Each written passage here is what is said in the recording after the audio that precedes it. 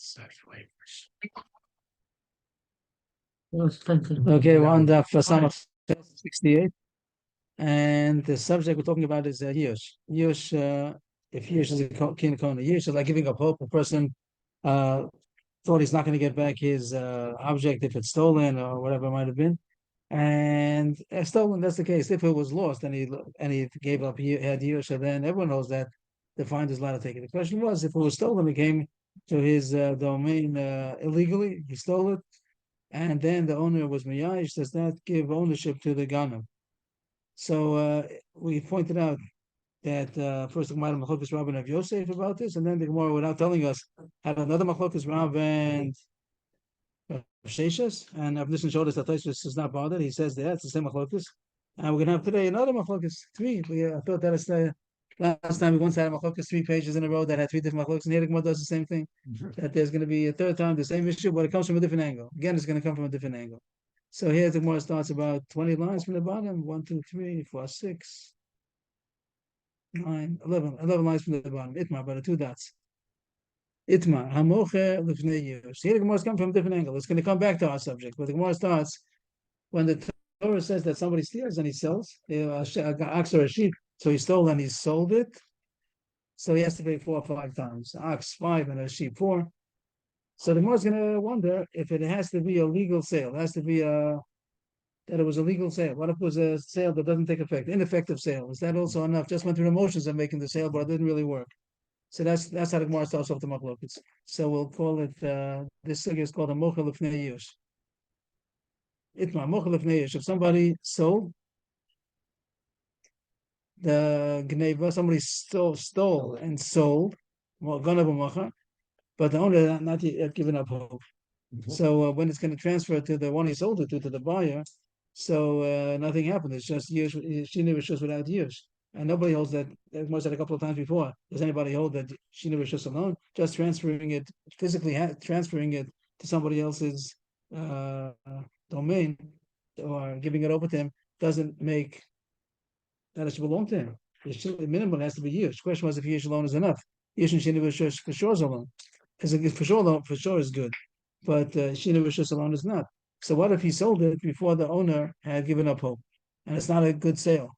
Is that also Chayiv Dalet Vei? Rav Nachman says he's Chayiv for doing that, even though it didn't make a legal sale. Rav Sheshes Amar Potter because because it wasn't a legal sale, and the more explains. Rav Nachman the pasuk says if somebody stole and he sold it, he's chayiv without the and it doesn't make a difference. The pasuk doesn't differentiate if it was years, no years. So it means if Nachman, we're going through the motions of making the sale, that's enough reason why he should be chayiv. Somebody stole a sheep and they went through the motions of selling it to somebody else. Yeah, that's the way you. That's partial shot. You don't care that it was a legal sale or not. So that's what Nachman holds, and that's what it seems to be pasuk like. Sure. That even if he didn't do a legal sale, it doesn't become the buyers. Also, it's enough to make him chayiv daled b'yeh. Rav Sheshes says not. Rav Sheshes Amar Potter chayuv elacha yeshu dahanu ma'isa b'avul lefnei yesh lo hanu ma'isa v'lo mechayiv. Dami the tvicha the bina and the hanu ma'isa. Rav Sheshes said that the pasuk when it says a sale is that it was an effective sale. And what Rashi explained yesterday, like it distanced it from the real owner. The real owner is not going to be able to get it back anymore. Because once it was sold, it was Yish and Shini Rishus. So then the original owner only can get paid for it, but he can't get it back anymore, the original object. It's already Yish and Shini Rishus. So Shesha says that's the only case that the Torah said that he's chayiv, and a case where his actions are effective. But before Yish, that his actions are not effective. He went through the nations, but he's not chayiv. Why? And then Moshe is saying, who says? Don't be the tvicha. When somebody, the other case is tvicha, that he slaughtered it. When he slaughtered it, he affected it. The thing is dead. Now it's a piece of meat. So it's the same way that slaughtering is effective, so too the sale has to be an effective sale. So it's very interesting that Gemara is starting from this angle, and it comes in back to our subject now. Because let's give a little hakdama what the Gemara is going to be going through. Yesterday we did the same thing, but we come from a different angle. If you say it's lacha years, what did Rav Sheshes want to say? That it's not talking about the fnei, it's talking about the acha years. If it's talking about the acha years, if you hold years alone as kona, so then you have a different blockade. Then you're going to get stuck at a dead end because then it shouldn't be chayiv for daled b'hei because already it belongs to the years. The years wasn't by the ganim. the one who stole it, if the owner's already miyayish, so now he's the one who owns it. Right. Without Gina Rishus. If he owns it, if you hold the Yeshus Kona, if you hold the Yeshus Kona, so then the case of Dalit Pay can't be that the owner was miyayish, because if the owner was miyayish, then the Ganav wouldn't be high for selling it because he's selling his own. He's not selling somebody else's, and that's what that's how the more from the back door is going to come back to the sugya of Yesh being Kona or not. Yesterday the main sugya was Yeshus Kona. Here the main sugya is if you're high for doing a sale which is not a legal sale, not an effective sale. But it comes out that if you hold that it has to be an effective sale, then you have to say that Yesh is not Kona, because if Yesh is Kona, then it was an effective sale, but it already belongs to me. The Yesh alone makes that I should own it. So it wouldn't be Chayv Dalet Bay. That's what the Gemara is going to start now. Rav Sheshes. Rav Sheshes. We're not main law. From where how can I show that the pasuk is talking about only after years, only after years, and not before years? This is the kind of a gadata we had yesterday. Akiva said, why is the Torah machmir on somebody that's slaughtered or sold the geneva that is chayiv dalet vei? Regular kind of pays kefil. This kind of double. This kind of has to pay 4 or 5 times. Why? If nation ishtarish b'chet. And the Gemara thinks that the word ishtarish means that it was effective.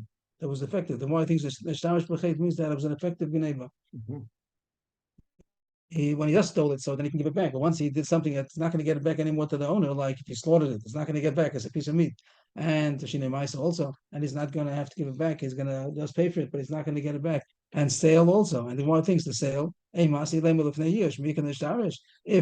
the Ganav sold it before the owner had given up hope for getting it back, so then it doesn't change, it doesn't transition to anybody else. The buyer is going to have to give it back. So why do you say that's called ineffective? It must be that it's talking about after years. So that's what Rav Sheshes said. It must be after years. Just to point out again, Rav Sheshes must hold that years could be a low kani. That Rav Sheshes has told that years alone doesn't make it owned by the Ganav, because if so, then he wouldn't be high for selling it because it's already selling his own. Right. He's not selling somebody else's. So he already got it. So, but the Gemara's matchil is raya. Not necessarily does it have to mean nishtarish b'chet means that it was an effective sale. It can be an ineffective sale. But he did worse. Shana b'chet, he did worse. Not only did he steal it, he also sold it. Not only did he steal it, he also slaughtered it. It doesn't make a difference if it's effective or not. That's not what the word ishtarish means, that it has to actually be effective. It just means that he sinned more by doing more acts of distancing it, even though the Maisa doesn't have to be effective. So Rav Sheshes tried to bring a raya that it's talking about after years, and the Gemara answered the claim, answered the rejection, so it's not a kasha. Tashma is very similar to the top of the page over there. We were coming from the years is Kona, not here we're coming from the aspect doesn't have to be a real sale, but it's really copying over the same proofs. Tashma utavacho umacharo. The pasuk says the 2 possible ways of being chayiv dalet for slaughtering it or selling it, and here it says matvicha shenech chozeres, apachira shenech chozeres. The Brisa learns out that it has to be similar, just like the tvicha can't come back again. You can't make this meat back into an animal. Once you slaughtered it, it's dead. You can't make it. You can't revive it again. So too, the sale has to be a sale that doesn't go back anymore. The Gemara thinks that a sale that doesn't go back means that it's an effective sale. So the Gemara is being a right. That has to be an effective sale. This is the right of Sheshes. Rav Nachman said even just going through the motions. Moshe's side, Rav Nachman's side. So we're asking Akasha and Moshe that here it says that it has to be a sale which is not retractable. But if you say that I was only going through the motions, but really it's not a sale, so it's always retractable. And here the Brisa says it has to be an irretractable sale. So it's a right of Sheshes that the pasuk is only talking about after years, that now it's Yesh and Shini Rishus, and now it belongs to the buyer.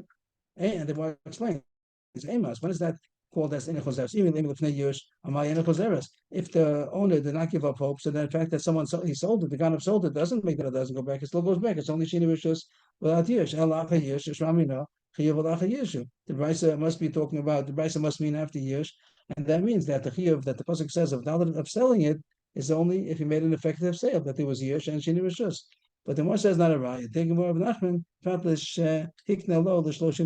which we had yesterday already. That's not the Brisa means. The Brisa doesn't mean it has to be an effective sale. It can be an ineffective sale, but it has to be going through the motions. But going through the motions of a permanent sale. Permanent in contrast to temporary. That someone could have made a temporary sale. I'm only selling it for 30 days. That's what the Brisa means. Not that it has to be effective. It has to just go through the motions, but it has to go through the motions of something similar to tvicha, which is permanent. So go through the motions of making a permanent sale. It doesn't work. The sale is not a good sale, but it has to at least go through the motions that it was the motions of an effect of a permanent sale. So again, the Gemara tried to prove Rav Shesh's point, so we didn't prove it. We leave it. We're so far with him. We're with him machlokes. Might as well highlight the whole thing already. That Rav Nachman Machai Rav Shesh's Amapater. That's machlokes if it has to be a permanent sale or not. And now the Gemara continues. Rav Abulazar Sabar Chiyuve La'achar Yeshu. He also holds like Rav Shesh's. He holds has to be a real sale, not a going through the motions. He's only chayiv if it was after Yesh and it's a real sale. That it's only chayiv for selling it if it was an effective sale. That means that it was after Yesh, and also again we're going to say all these people have to hold that Yesh alone is not kona, which the Gemara didn't emphasize it, but that's what's coming out. Anybody says that the pasuk is talking about after Yesh has to hold that Yesh alone is not kona. We first started off the sugi a couple of days ago, Rabbi of Yosef, so I thought it was like Rabbi, that says that Yesh alone is kona. Then we had Rabbi of Sheish, I thought also that was like Rabbi against Rav Sheish probably. So I thought that we're going to for sure say that Yesh alone is kona. But now we're getting other people that hold Yesh is not kona. You have here Rav Sheish again, that's okay. We knew Rav Sheish yesterday, right? And now you have Rabbi Lazar also, and there's going to be more. The halach is going to come out that Yesh is not kona. The halach is not going to be like the first impression that Rabbi against Rav Yosef, Rabbi against Rav Sheish. Here it's going to come out. The odds, how does it go? The numbers are going to change. It's going to get more people that are going to hold that Yesh is not kona, and that's what we're going to paskin, even though usually we wouldn't paskin like Rav Yosef against Rabbi. So now the one says now also holds like Rav Sheish, that the chiyuv of selling it is only if it's only a effective sale. It has to be like a Yesh. There's Rabbi Lazar Amora, and we're going to see soon that Yochanan might argue on him. That's going to be the following statement, and we're going to prove from a statement what he holds. We're not going to prove that he's right. We're just going to prove what he said. But Lazar said,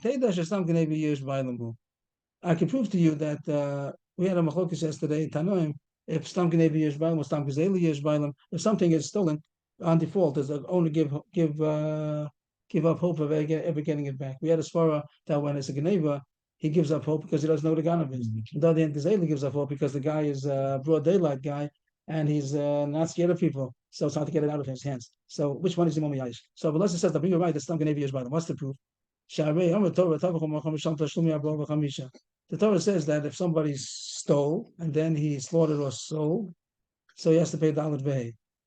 V'dumalo Yayish, maybe, how do you know? It means it's a Pashut, it's Pashut him. It means Pashut Shabbalazar, like the Muslim assess pointed out soon, that it has to be an effective sale. It has to be effective. And if it was no Yush, it wouldn't be effective. It just will be Shinu B'Shush without Yush, it wouldn't be an effective sale. So it must be that it's Miyash. Who says it was Miyash? It must be Islam can be Yesh Bailam. Rabbi Lazar proved from this premise. He didn't prove the premise. The premise, that was his own premise. He must have held that has to be an effective sale.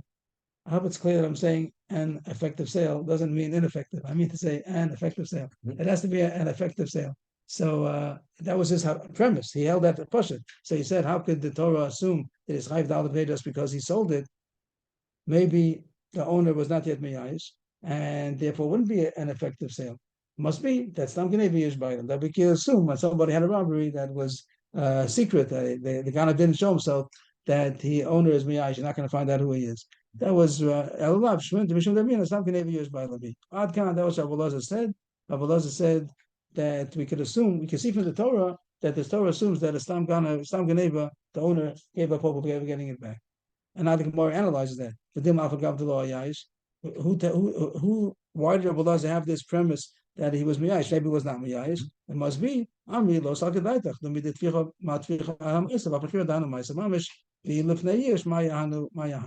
this is Mamish word for word for what Rav Shesha said. Rav Shesha said that it has to be an effective sale because the Torah puts Tvicha and Mechira. Tvicha, when he slaughters it, is effective. The meat is meat. It's not an animal anymore. If you like it or not, it's a dead animal. It's now meat. And so to the Mechira has to be an effective sale. So an effective sale means it has to have been years. If they were, as he says, how could the Torah assume that there's years? It must be some years by them. So what do we gain from all this? That Rabbi Lazar's opinion was that the Torah is talking about an effective sale. If it would be an effective sale, just going through the motions, it wouldn't be enough to be chayiv. The Gemara is this is a side point. I would put in parentheses if that's okay. The Gemara is going to have a side point. We finished. The rise is a good right. Rabbi Lazar holds that the pasuk is talking about a real sale. But he wanted to prove a side point. He wanted to prove that Stam Genei Yesh Bailam, because the Torah assumes that it was Yesh, and therefore it's an effective sale. Who says? Maybe the case that the Torah is talking about that we heard him being Miyayish, but maybe the case that the Torah says is if we heard him saying, "Wow, I lost my thing, I'm never going to get it back." Then if you heard him saying, it's not because I'm going to be Yesh, because for sure he was Miyayish. I'm real talking about that. So they said, the Spanish answer, that is not a choice. That shouldn't enter your mind. Let me do tvicha. That just like tvicha is effective, the halacha is right away. You don't have to wait for anything else. No other ingredient necessary to wait for.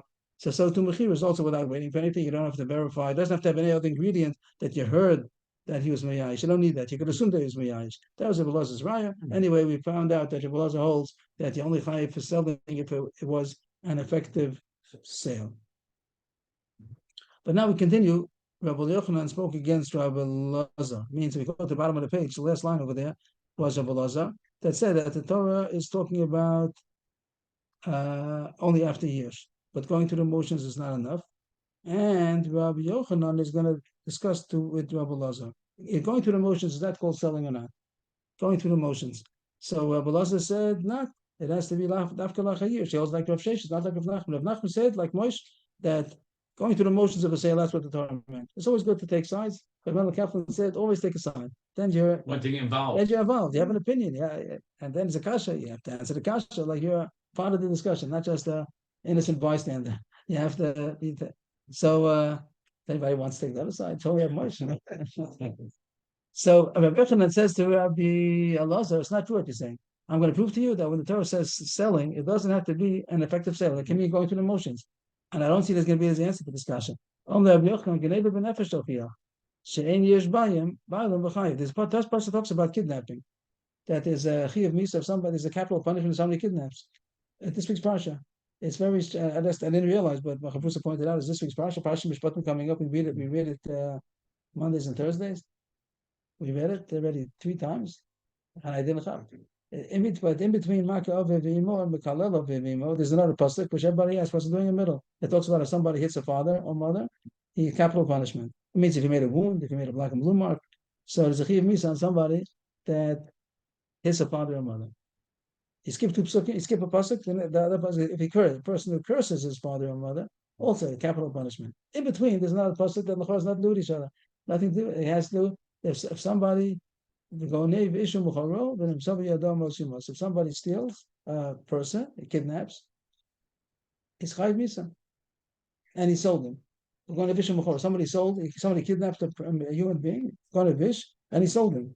I guess that was a slave market. That was what they used to do. They would steal people and sell them. So if somebody would steal a person, a Jew, and sell him, it's chayiv misa. So why does it come between Makkah and Makalo? That's a kasha. It's very strange. It talks about hitting your father, and then about kidnapping and selling, and then about cursing your father and mother. So it's very interesting. The order of the Torah, Shabbos table, it's something to discuss. But anyway, it says that there's an issue about the kidnapping and selling. Over there, it's not a real sale. It's not an effective sale. It's only going through the motions because there's no yish. Who's the owner of the person? The person himself, and he never gives up on himself. Even if other people give up on the hostages themselves didn't give up. They hope that they're going to be free. So you see that when a person, it says the word mecharo, and the pasuk says and over there the word mecharo means it's a legal sale. It's an effective sale. It's not an effective sale because the owner was not mayayish, and even if he sold it to somebody else, he made the transfer of the shina rishus. It's not a good sale, and still you see that it's chayiv. So it doesn't mean that the Torah obligate. The word mecharo doesn't mean an effective sale. The word mecharo means they going through the motions. The suburb. Period. I'm sorry. I have to stop here. That's the end of that. We finished. And I don't know the answer to this kasha that you see. The Chaver of Rav Nachman is wrong. That going there, Rav Sheshes is wrong. You see that going through the motions is good enough. There was first Rav Nachman and Rav Sheshes. Then we had Rav Elazar and Rav Yochanan. Rav Elazar held like Rav Sheshes. That has to be an effective sale. And Rav Yochanan holds like Rav Nachman that going through the motions is enough. And that's how he paskin. So Moshe is on the Raphas like that. That the going through the motions is enough, and the proof is from kidnapping, that you see the word mecharo doesn't have to be effective, and that's halacha. But that was all aside. Yes. In the service when it says loy signal, that means kidnapping. So they say that it's talking about kidnapping because they're all talking about capital punishment. So regular going signal, it wouldn't be capital punishment. Say it's talking about also going to nefesh. It says also in Kisetze, I think it's 3 times. Then it says in Mishpatim about kidnapping, and it says also ki igno bish kidnefesh. I forgot what the pasuk is. There's a pasuk in Kisetze also about kidnapping, and now you're saying also the source of Dibros. Right. And it says 2 sources of Dibros. So it says 4 times. Okay. Wow. So that's a sugya. It's a very questionable sugya just now. That when it says that somebody steals and sells, says $5 vay, is dafka an effective sale, even an ineffective sale? And now we're gonna go back to the other sugya. We're gonna make the link to yesterday's sugya that if the pasuk is talking about there was a use, which we can't understand that doesn't have to be. It could be that was just going through the motions enough to be fine. But if anybody's going to hold that it's after years, she has to hold that years is not kona, because if years is kona, so then the guy already is kona himself without the shina rishus, and he wouldn't be high for selling it because he's selling his own. It's not selling somebody else's anymore. So now we're going to make the transfer back into Asagi. Mechlal, the Savi of Yochanan, Rifnei Yish Chayim. From this whole sugi, we could derive that Rabbi Yochanan holds even before years. That's what he said. They're going through the motions enough to be fine. But not everyone said Lacha Yesh Mai. What does he hold about after years? Means the other opinion had to say that it's not good. Not talking about Lacha Yesh, because it can't be talking about the Fnei years. It has to be, and that surely we could have proven that Mandama that says that has to hold that Yesh alone is not Kona. Like we just spoke on. But now Rabbi Yochanan, who says that it could be talking about L'fnei Yush, so we don't know what he holds about Lacha Yush. What does he hold? Does he hold Yush is Kona, Yush is that's Kona? So that this goes back to our yesterday's sugya. Rabbi Yochanan Machai, Rabbi Shlokish Amapater. Rabbi Shlokish holds Chai, Rabbi Yochanan holds Chai, that means that he holds that Yush is not Kona. If a Ganav stole it, and the owner was Mayayish, and then the Ganav sold it. If you say Chai, that means that the Yush was not Kona, or else the Ganav owns it now and he's selling his own. He's slaughtering his own. He wouldn't be Chai. And that's what the Gemara is going to say. So Rabbi Yochanan holds Yush is not Kona. So back on the list, I thought Rav against Rabbi Yosef, Rav against Rav Sheshes. You have Rabbi Yochanan. Rabbi Yochanan is saying that Yesh is not going to. We're going to pass like Rabbi Yochanan. V'shlokish amapater. V'shlokish holds his potter because Yesh is Kona. Rabbi Yochanan Machayev Chiyuv bein Lefnei Yesh bein Lachar Yesh. The Torah didn't differentiate, and there's no difference. Lefnei Yesh Achar Yesh. Not Yesh is not Kona. V'shlokish amapater Chiyuv Lefnei Yeshu. You have to say it's talking about before the owner gave up. Aval Lachar Yesh Kona, and Shalom he's Kona. He's Kona already. And Shalom Tavech Shalom Mochi wouldn't be chayiv for selling it or slaughtering it because he's slaughtering or selling his own. Once he's going, it says it's not called that he slaughtered the owner, the owners. It's he's the owner now, and he wouldn't be chayiv. And now the Gemara goes into opens up yesterday's subject again, and we go into the subject of Yesh Kona or not. So this is the third time we're having the subject. One was Rabban of Yosef, one was Rabban of Sheshes. Now it goes Rabbi Yochanan and Rish Lakish, and official machlokes if Yesh alone is Kona. Eisvei, Rabbi Yochanan wants to prove that Yesh is not Kona. Right. Kona v'hikdish, v'yachkach tovach. Somebody stole, but it's a gross tzaddik. After he stole, he consecrated it to hektish. And then he slaughtered it. After he consecrated it. He stole it. He stole the sheep. Right. And then he consecrated it. And then he slaughtered it. Right. So the Geneva, he's chayv kefil. For he stole from somebody. He's chayv kefil. But then is he chayv for slaughtering it also? There's maklishin in between. So now he's not going to be chayv. It says masham tashlumi kefil and tashlam tashlumi Bava Kamma. That's the Bryce, I guess. That it says, I don't know, Mishnah. It says that he pays kefil because he stole it when it was still belonged to a commoner, and then he doesn't pay the dollar because then it already belonged to Hektish.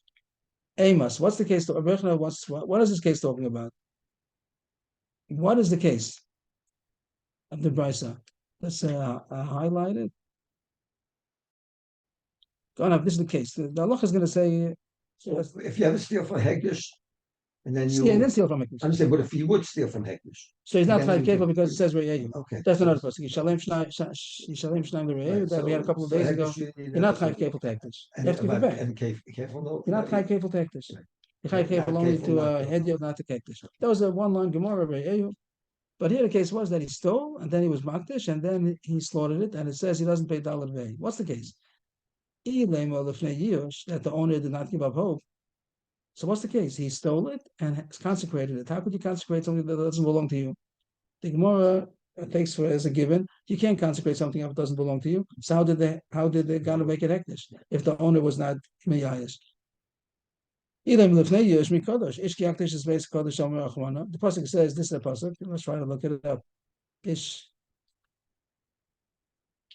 ki yakdish is basic kodesh Hashem. If a man consecrates his house to be holy to Hashem, so the Gemara learns out that it has to be beso. It has to be his house. If it's not yours, you can't mark to somebody else's house, right? Right? So how could the guy be marked to somebody else's thing? Ma beso shalo afkol shalo. Just like the case of the pasuk is talking about his house. So to anything his marked has to be his. So you can't be marked to somebody else's thing. It must be that Elab Shita Lachayish. It must be that the owner gave up hope. And now what does the Bryce say? The owner gave up hope, and what? And the guy was makdashit, and then he he slaughtered it. And what does the Bryce say? The reason why he's putter is because it's hektish. But the grass is going to be that if he holds Yeshalon is kona, so then he should be putter because it's shalom tovech shalom mocher. If you hold years, that's what Bechel wants to prove. I showed a case that Pasuk stole about after years, and still there's a chiyuv of Aleph Vei. Only the side point that it was makdashit. If it wouldn't have been makdashit, he would have been chayiv Dalet Vei. Why should he be chayiv? If he held years is kona, it's not his anymore. The time with the hektish, the enemy Mishal Tashlum Bava Kamma. The only reason why the Bryce says you don't pay is because he was makdashit. The hektish katavach. When he's slaughtering it, it's when he belongs to hektish. But if it wouldn't have been makdashit, aval lo hektish, then he would be chayiv Dalet Vei for slaughtering it. Tavach Mishal Tashlum Bava Kamma. Why? If it's Yesh Kona, then it belongs to him already. He's talking about Yesh Kona, Amar Mishalim, Shalom Tover, Shalom Mocher. If you hold that Yesh Shalom is enough to make it belong to the Ganav, so he shouldn't be high for slaughtering it now because it already belongs to him. Must be that Yesh is not Kona. So to say it in short, this Brisa says, Ganav, Hikdish, Vakach Tabach, he doesn't pay the Aleph because it was Hikdish, because he was Makdashit. You have to say it's talking about after years, or else he wouldn't be able to be makdashit because it's not his. And still, you see that he is $5 and you don't say that he slaughtered his own. It's only because of hektish. That's a separate thing. Why he's put because it was hektish. Otherwise, it would be $5 because it's not his. Why is it not his? It must be that Yesh is not kona. This is a Yochannan's cheshbon to figure out that Yesh is not kona. Okay, the more answer to this kasha sounds like a very big kasha. Amalei, Rabbi, who's this Rish Lakish?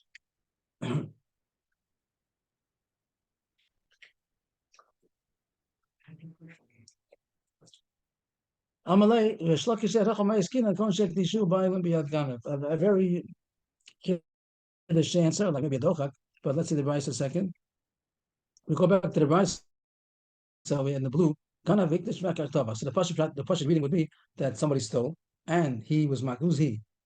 He was Makdish at the Ganav. That's Pasha Pshat. And because of that, the Gemara said, how could the Ganav be Makdish? It must be that the owner was Miyayish, or else he wouldn't be able to be Makdish. But the Gemara now is going to say a dochak, that the Ganav stole it and the owner was Makdish. The Ganav stole the sheep. And the owner saw that a sheep was stolen, and the owner was makdashit wherever he is, remote control. That he was makdashit, and now the Ganav and then the Ganav slaughtered it, so he's not high because it's hektish. So that gets out of the kasha. There really is no years. If there's years, you're right. If there's years, then the Ganav would have. I'm going to be right that if the owner would have been miyash, then the Ganav wouldn't be high for slaughtering it because it already belongs to the Ganav, and he's not high for slaughtering it. But the case is that it was not miyayish. If it was not miyayish, how could the Ganav be makdashit? No, it's not the case. The Ganav wasn't makdashit. The owner was makdashit, and therefore he's part of it because it's hektish. The Gemara is going to ask on this that the owner also is the owner able to be makdashit? The Gemara now is going to wonder: is the owner able to be makdashit? The Ganav can't be makdashit because it's not his. But the owner may also not able to be makdashit because it's not in his rishus. He doesn't have it. He doesn't have control over it. There is no remote control. Right. It's remote hektish, but can he do that? Can you do remote hektish when they don't have remote control? He doesn't have any control over it. That's the most kasha. Is that could you say such a pshat? The Gemara tried to say that the owner was makdashit. Umi kadosh, is that possible? Could you consecrate something that's not in your jurisdiction? That's the word to use. It has to be yours. That everybody holds. And the question is, does it have to be in your jurisdiction? So Rabbi Yochanan said that you can't makdish something that's not in your jurisdiction.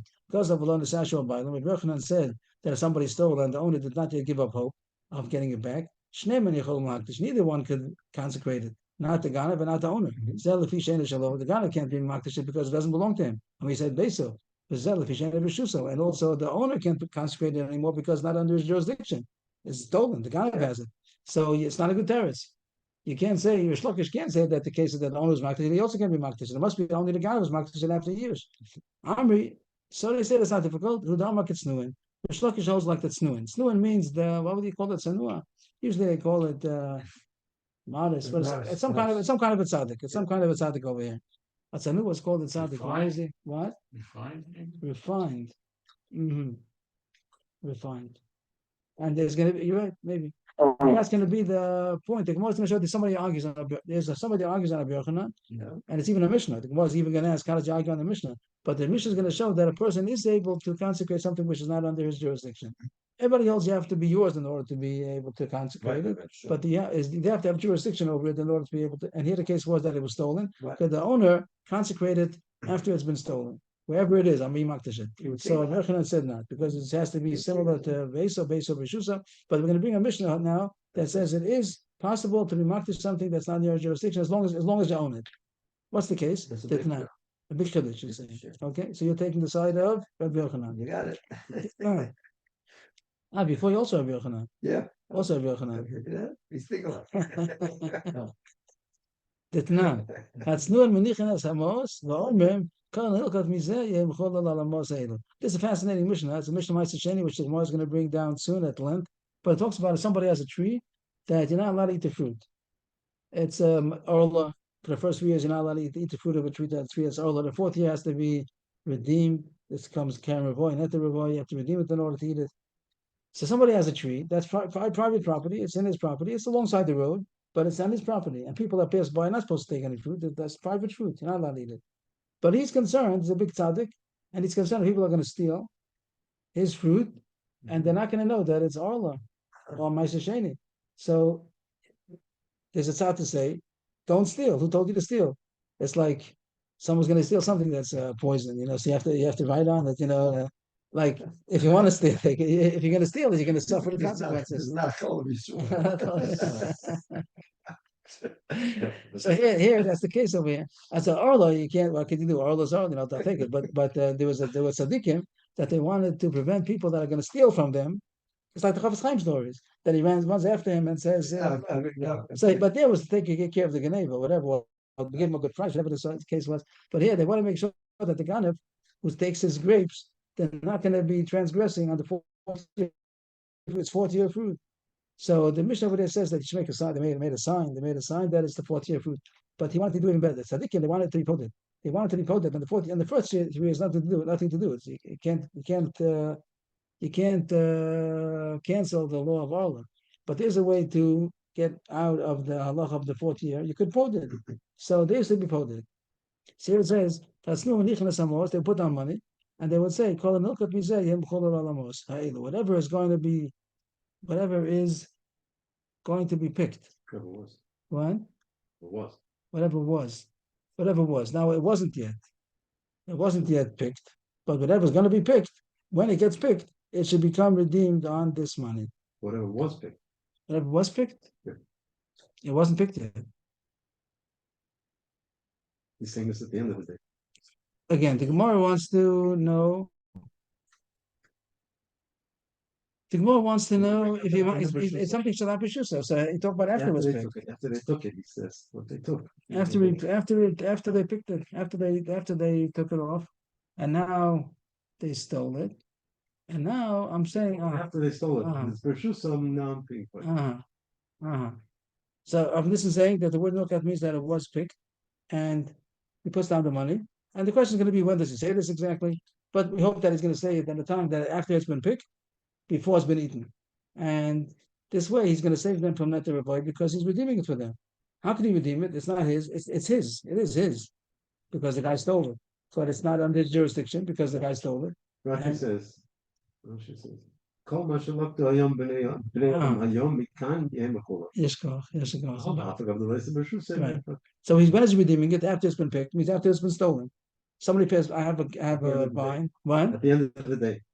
At the end of the day. He says everything that they stole. And they might eat it during the day. Okay, what can he do? Okay, but he does the best that he could. If he constantly says it, but advertise has a problem later on. When is he going to say? But let's say he wants to save the people, at least they don't need a tenth of the day. So people that pass by during the day and they pick his grapes, I'm hereby being poda those grapes onto this money. Now, how can he do that? It's his grapes, but somebody stole it and it's not under his jurisdiction. So you see that the person could redeem the food that's now here's in the jurisdiction. And the Gemara compares this to consecrating. If you get this, the Gemara puts it together. A side question, if possible. Why do you say all the tail of Russian Williams? Yeah, the Mishnah says over there, Shimon ben Gamliel obviously says Mamish is Pesach. That's where the Gemara brings that. It wasn't going to bring it. There's machlokes if you have to say that. If there's such a chasida, so you say don't be such a chasida. Let's see more, and maybe we'll see more. I'm not sure, but it wasn't going to bring it down. That's the answer. Again, the kasha was from this blue bryce over here that it said that was a kasha against Rish Lakish. It says he stole and he consecrated and then he was tabach, and Rabbi Yochanan wanted to prove that it's talking about after Yush, because before Yush the Ganav wouldn't be able to be Maktashit. So Rish Lakish got out of it by saying, you're right, the Ganav wasn't Maktashit, the owner was Maktashit. Could the owner be Maktashit? It's not under his jurisdiction. Rabbi Yochanan knows you can't be Maktash something that's not under your jurisdiction. Rish Lakish found the Mishnah that says that you could. He slew and held that you could redeem something that's not under your jurisdiction. So you also could be Maktash something that's not under your jurisdiction. That's going to be a shot in the Brisa, and it's before years. And there's no kasha on Rish Lakish. So Rish Lakish holds that Yish is Kona, and no kasha from this Brisa. The Gemara goes on a tangent now. To say this teretz, is that true? Maybe I could put in parentheses if that's okay. The Gemara is asking kasha, if the owner consecrated it, it was stolen. It was stolen from the owner. And the owner consecrated it. Wherever it is, I'm consecrating it. Mm-hmm.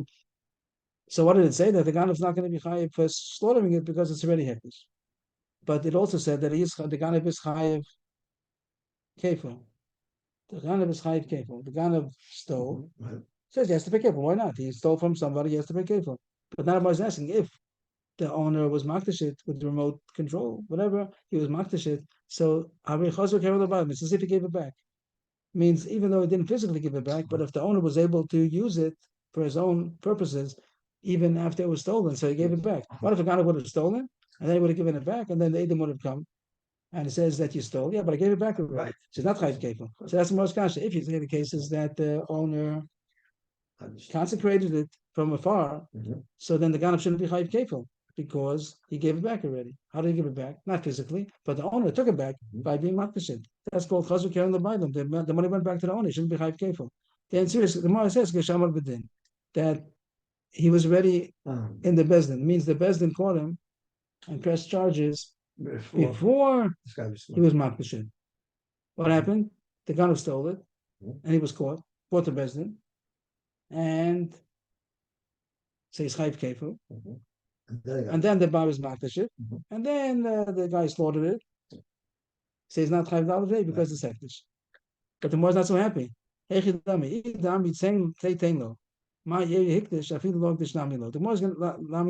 going to bring an issue that once the Bezdin made a verdict, you have to pay. There's a real chus for this guy. He stole. They warned the Bezdin because he stole, and he has to pay kefil. And they say you have to pay.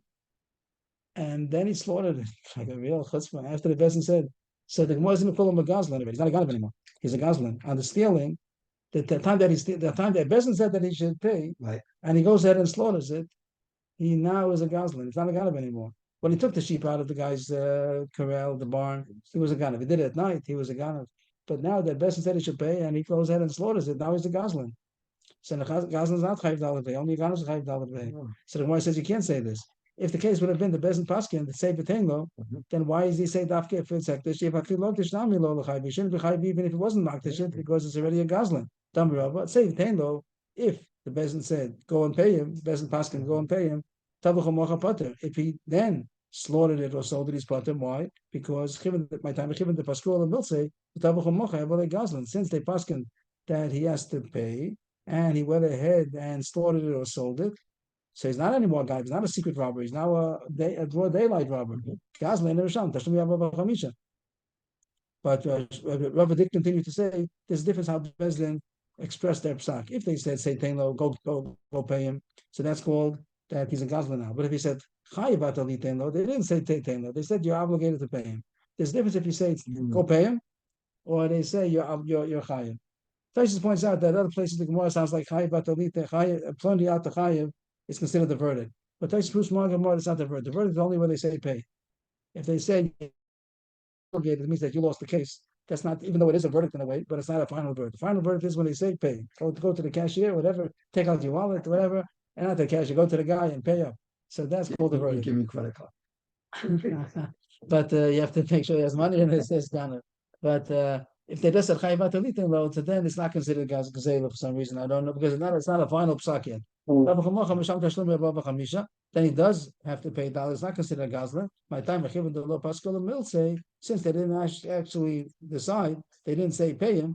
Then he's still considered the same status as it was before. So okay, the Gemara says, okay, you want that? We'll have to say that the case was that he just said the peasant didn't say pay him. The peasant said you lost the case, but that's not yet as strong, and that's considered a ganav still. So Shlokish successfully got out of the kasha. Just to shorten it, just to condense the whole Gemara. The question was if Yish is kona.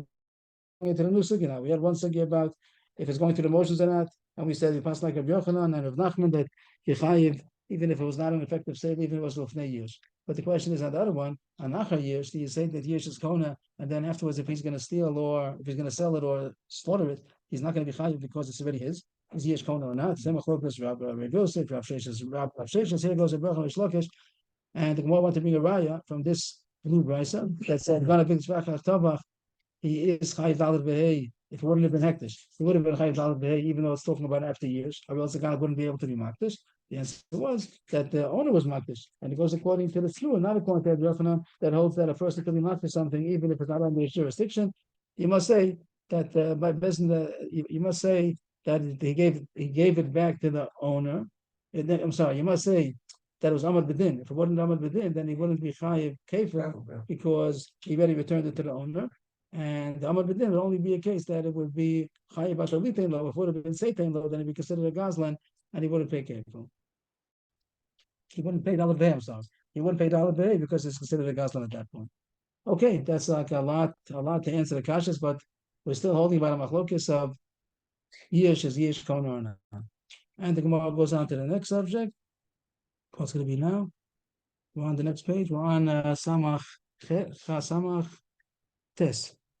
And the Gemara goes into the subject. Now it's going to be a side subject. How much a side subject? This issue we had about Rav Yochanan says that you cannot be makdish something, be makdish or poda, something which is not under your jurisdiction, even though it's yours, but it's not under your jurisdiction, so you don't have control over it anymore. You can't consecrate it. You can't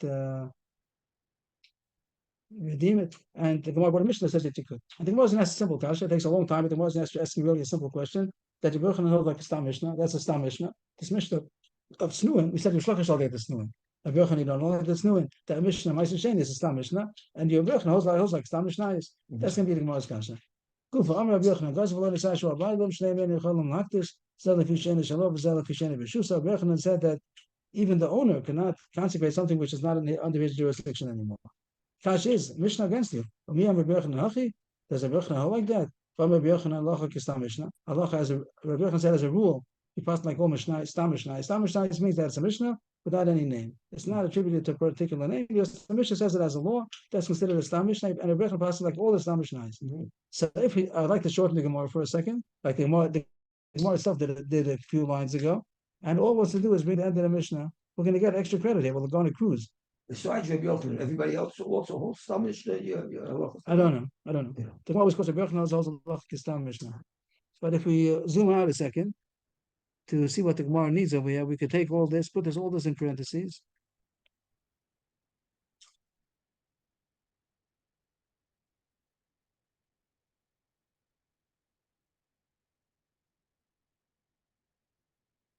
All this from here until okay, I didn't mean to cross it out, but all this we could have taken out from here 1, 2, 3, 4, 5, 6, 7, 8, 9, 10. We could take out all these 10 lines, and the Gemara jumped to Tznuin, which is really what the Gemara did a couple of lines ago. I wanted to show that there's a mandama that says that you can be makdish or poda something even though it's not under your jurisdiction. It just brought these lines out Tznuin nichas amos.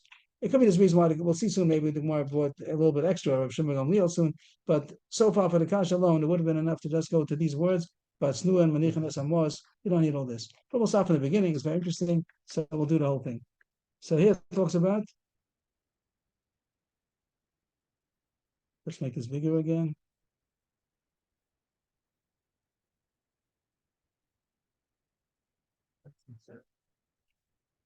Mishnah in Ma'aser Sheni. Perek Hey.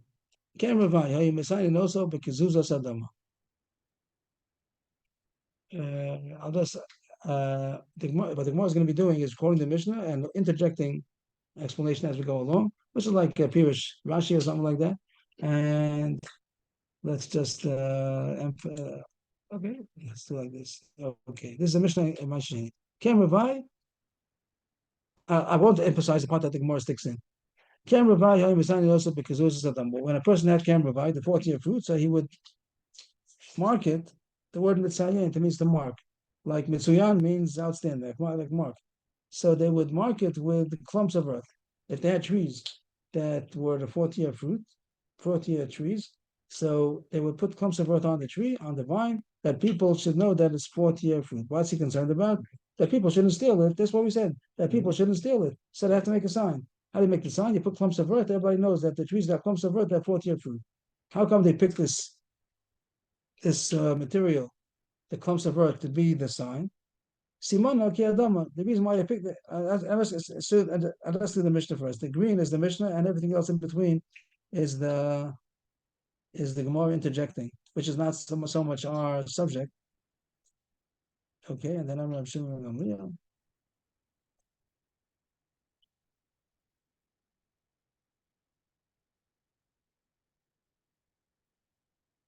Okay, that's the green is the Mishnah. Everything else is interjections. So the Gemara explains how come the Mishnah says they should make the marker on 40-year fruit with clumps of earth. Simona ki Adam, it's a simon that's similar to earth. Ma Adam ika namina, apainami kimak hifrika showing us no. Just like earth, you can benefit from it. Earth is beneficial. You grow things. So too, this is a kind of a tree that has a way to benefit from it. That you could be poded. It has a way out. If you poded these fruit, it's edible. So that was a simon to put on Karen Boy. How about Orla? They used to mark Orla with Charsis. Charsis, I don't have an exact translation. Charsis, some kind of ground up ceramics. I don't know why that was some kind of regular item. So they would mark that all the trees with Charsis. It's not booking for insurance? I don't think so. Do you have any translation? No. Oh, I have right here. Let me see the Charsis. Samach Tes. Is this the right term?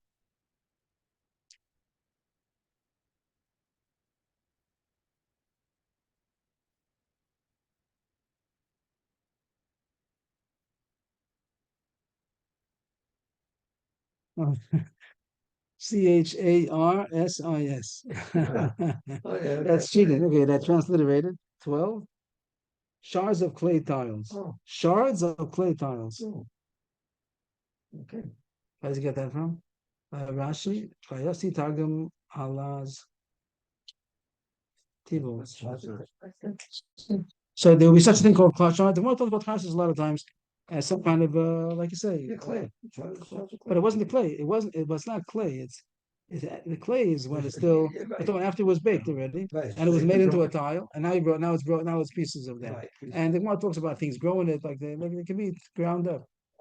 But anyway, so they would. But I don't think that it just means klicheres for Ashhurim. I think shards of clay tiles. Okay, so why did they use that as a symbol of Orla? Because they want to tell everybody that this is you can't use it. It doesn't have any benefit. Simon Charsis was used as a symbol that to be like Charsis, Ma Charsis, they can't do anything with it.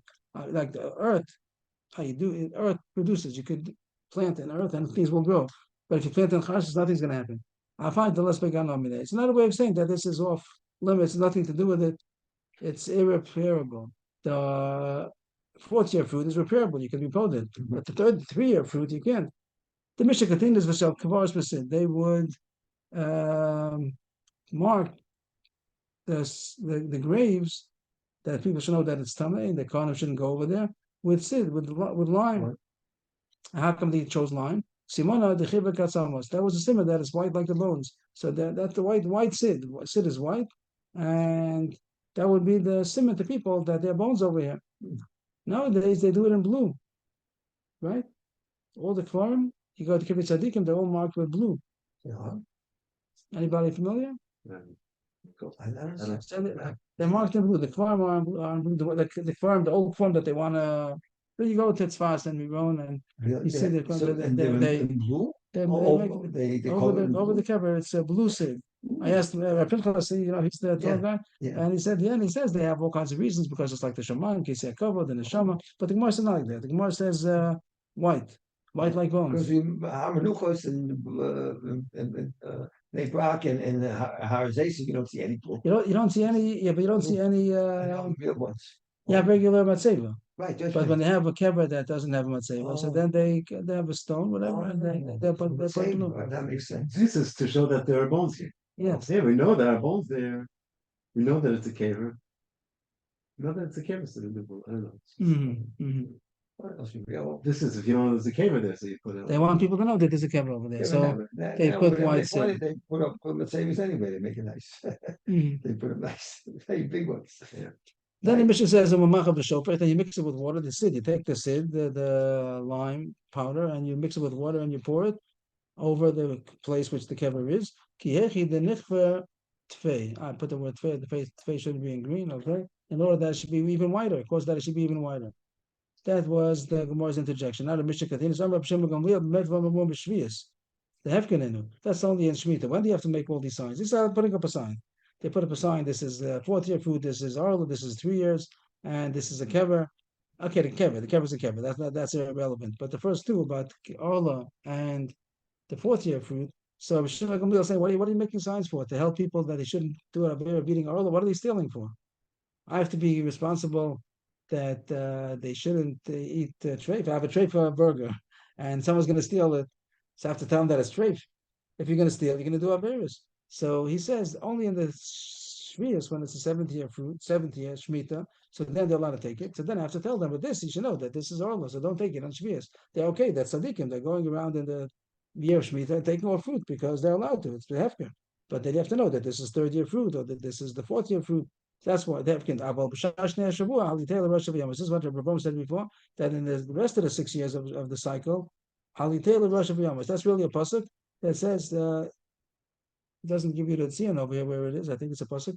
Ali Taylor Rosh of Yamos means shove it down his throat and he should die. That we don't care about the Russia. If the Russia wants to do an avera, so he's going to steal, he's going to eat treif. We have to be concerned about the Russia who's going to steal and he's going to eat treif. If he's going to steal, he's going to end up eating treif. Is it a pasuk? I think that's a pasuk. Let's look for a second.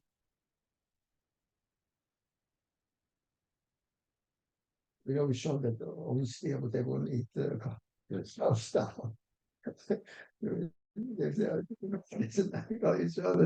I got it wrong. It's not a pasuk. That's the old joke, right? Huh? That's the old joke. Yeah. There's no such word. Bring every day his milk for his coffee was saying. You got 5 days, you're not taking nothing else. We put it on a Bava Kamma and Did I make this up?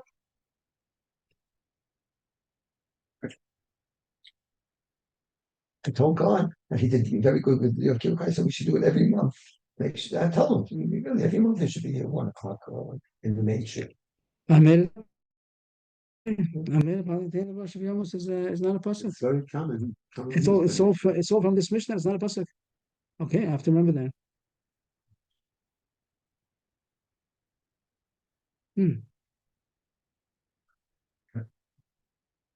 Okay, it's not a pasuk.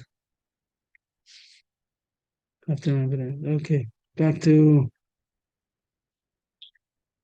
So Shimon holds that you don't have to be concerned with those people that are not going to know. The Mishnah continues. This is also part of the Mishnah. Batsnuin. Why did I put in parentheses there? Yeah, because this is what the Gemara wants. This is the part that the Gemara does want. Batsnuin. Why is it in blue? I forget. Okay. Something's wrong. Okay. Why is it not effective on there? Okay.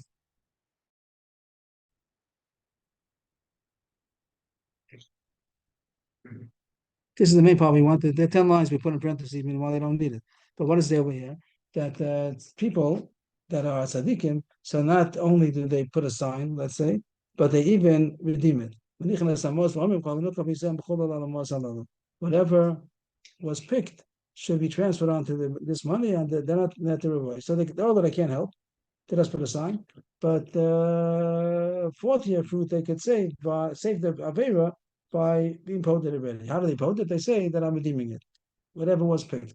And that's the most kasha. You see that you could be poded something even though it's not under your jurisdiction. Rabbi Yochanan holds like a Stam Mishnah. He sees it as a Stam Mishnah. And you see that You can't be like you this. can't be marked something on your jurisdiction. And Rabbi Yochanan Paskin's not. Rabbi Yochanan says not. And here's the Stam Mishnah, which Rabbi Yochanan should Paskin like. You might say that Rabbi Shimon Gamliel is the author. Shimon Gamliel spoke over here. Shimon Gamliel, and maybe it's not a Stam Mishnah. I put in parentheses just to show the Gemara, but after Gemara saying maybe not, maybe it's Shimon Gamliel is the author, so that's why it has a name, and it's not a Stam Mishnah. He doesn't have to pass like it. Which just there's a point. There's a hurdle over here because if he says Shimon Gamliel, then it's talking about Shemitah. If it's talking about Shemitah, you put the fourth year fruit on Shemitah. That gets into a side point. That if you say it's talking about the Bava Kamma, so then it's talking about the whole 6 years. So you poded it. But if it's talking about Shemitah, then it comes out that it says you poded the fourth year fruit on Shemitah also, which is a question maybe. So that's a side point. But anyway, that was the Gemara's answer. Maybe you want to say it's Shimon Gamliel, but that also wouldn't help you because of Yochanan, besides passing like all the Stam Mishnayos, he also passes like a Shimon Gamliel always, even though it's not a Stam Mishnah. Whenever Rabbi Shimon Gamliel talks in the Mishnah, you pass like him, except for 3 exceptions. There are 3 exceptions, which are not our business right now, but this is not one of those exceptions. So that's the kasha. In short, Rabbi Yochanan, the Gemara could have asked it in 5 lines. Rabbi Yochanan says that it has to be Rishuso in order to consecrate it, but he holds like a Stam Mishnah or like a Shimon Gamliel, that the Mishnah says Snuin would be Makdashit, would be poded, even though it's not under their jurisdiction, because they kind of stole it already. So second white line, Amri. So they said the answer to this kasha, Lo Temakara and Ilkat Mizeh, Alemakara Mislakat Mizeh. That they changed the word over here. When it said Kol Nilkat, this word Kol Nilkat, which means whatever was picked. This is what Ram said before, that Nilkat means that it was picked already. At the end of the day, he says that whatever was picked, and that means that it's not under his jurisdiction because it was stolen already. So we changed that. We changed this one word Nilkat. Doesn't mean that it was picked already. Means that whatever's going to be picked. That means when it's still before it was stolen. Before it was stolen, he says that whatever's going to be picked, I'm being poded now. He's being poded when it's still under his jurisdiction. In order to reconcile Rabbi Yochanan with its Nuim, because what they did was not that they were poded after it was stolen, they were and it's not their jurisdiction anymore. They were poded before it was stolen, and it still isn't their jurisdiction. So we saved Rabbi Yochanan from this kasha. Okay, we'll continue tomorrow. Best Shem from this second wide line. Right, so 3:15. Good. It's great. Yes. So what time is